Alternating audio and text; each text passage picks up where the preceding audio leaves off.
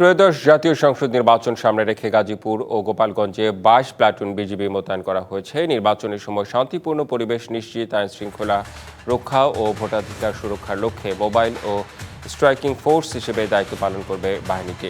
গাজীপুর জেলায় মোতায়েন করা হয়েছে 14 প্লাটুন বিজিবি। আজ থেকে গাজীপুর ব্যাটালিয়ন 63 বিজিবির অধিনায়ক লেফটেন্যান্ট কর্নেল মোহাম্মদ মাসুদ আল ফেরদৌসের নেতৃত্বে জেলার 5টি বেস ক্যাম্পে নিয়োজিত থেকে দায়িত্ব পালন করবেন তারা। আইন শৃঙ্খলা জোরদার হলে নির্বিঘ্নে ও উৎসবমুখর পরিবেশে পছন্দের প্রার্থীকে ভোট দিতে পারবেন বলে মনে করছেন সাধারণ মানুষ। অন্যদিকে গোপালগঞ্জে মোতায়েন করা হয়েছে 8 প্লাটুন বিজিবি। গোপালগঞ্জ সদর, কাশিয়ানী, কোটালীপাড়া, টুঙ্গিপাড়া ও মকসুদপুর উপজেলায় পৃথক পৃথক ক্যাম্প স্থাপন করা হয়েছে।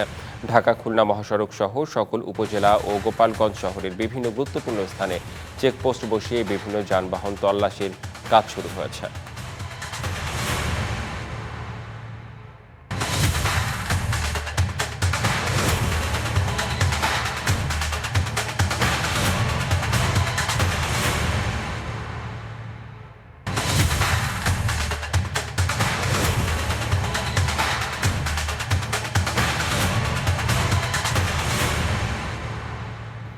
বিদেশ থেকে দেশে রেমিটেন্সের টাকা আসে নিরাপদে।